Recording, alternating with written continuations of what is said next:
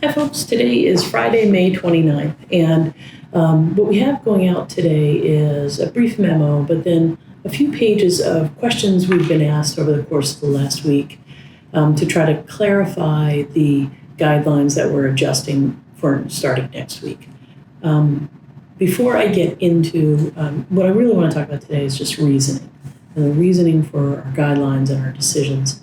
But the first thing I want to say, and I don't want to forget to say it, is I don't know how things are going to work out exactly with these tracker devices. I only know it won't be perfect to start. That one I'm sure of. So what I would ask you to do is just bear with us. This is our first global pandemic, and this is the first time that we've ever provided folks a device to track their movements. But the whole idea behind that is to allow you the opportunity to go out and do what you want to do in terms of taking a ride and getting off campus without having any additional risk to the community, and so therefore you don't have to quarantine. So all I want to say to start that is the only thing I'm 100% certain of is it will not work 100% perfectly right out of the gate, whether that's how you sign it out or how you give it back or what kind of time frame.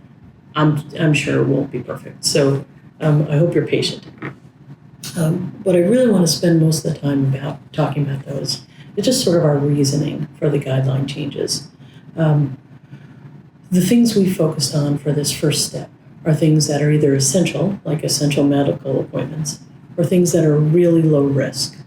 And we know that there are many more things that you'd love to be able to do, and people have written to me about a variety of how about this and how about that. What's in the guidelines and in the chart from last week, that's what fits for now.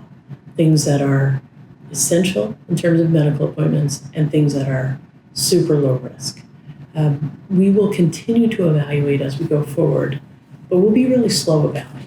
These guidelines will be in place until about June 30th, and then we will evaluate where we are. So in terms of not just availability of rapid testing, we'll also look at case counts in each town and in each county.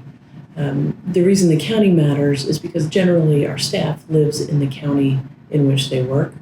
And so as case counts go up, risk goes up. As case counts goes down, risk goes down. One thing I'm focused on right now is looking at case counts in Rockingham and Stratford County as visitors come to the seacoast over the course of the next few months. So that may increase our risk, it may not. And so that's what we'll look at to evaluate future changes.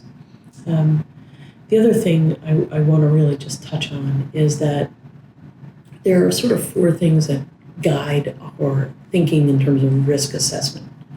Number one is that anything we do outside is better than doing it inside.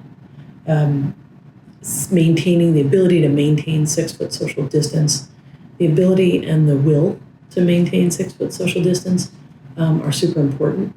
As a matter of fact, read a lot of things that say that's probably the most important affirmative step we can take. The third thing is that moving is better than stationary, which makes a lot of sense. When you're moving, your droplets may not, they're not always pointed in the same direction. And then obviously a mask is better than not having a mask. So those are the four things that are guiding us.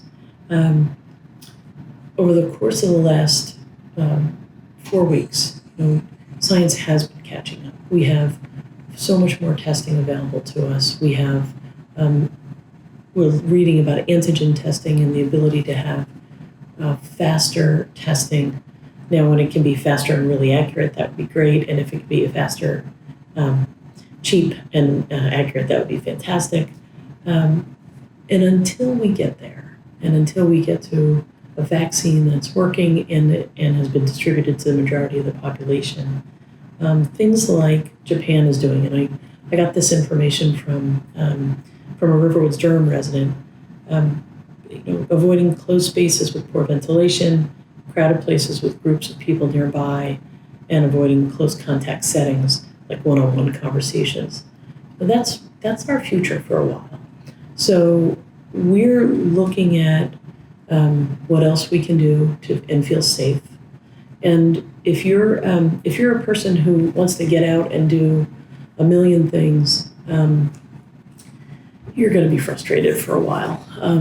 We're really trying not to have this be open the doors and everyone rush out, but really sort of a very slow, methodical approach where people leave the campus for essential visits and for things that are super low risk.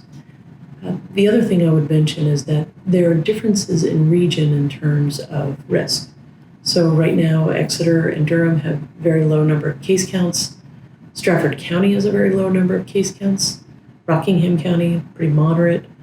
Hillsborough County, very high. And Manchester, the city, has an awful lot of cases. So we will adjust going forward. We'll have the same opening plan, but timing may be different for our Birch Hill campus in Manchester than it would be for Exeter or Durham. And that may adjust between Exeter and Durham as we look at case counts within those cities and counties going forward. So a little bit about reasoning, a little bit about what we're looking at, so relying on science, but also relying on data as we move forward through this. So hang in there, wash your hands, stay 6 feet apart, wear your mask, and stay healthy, my friends.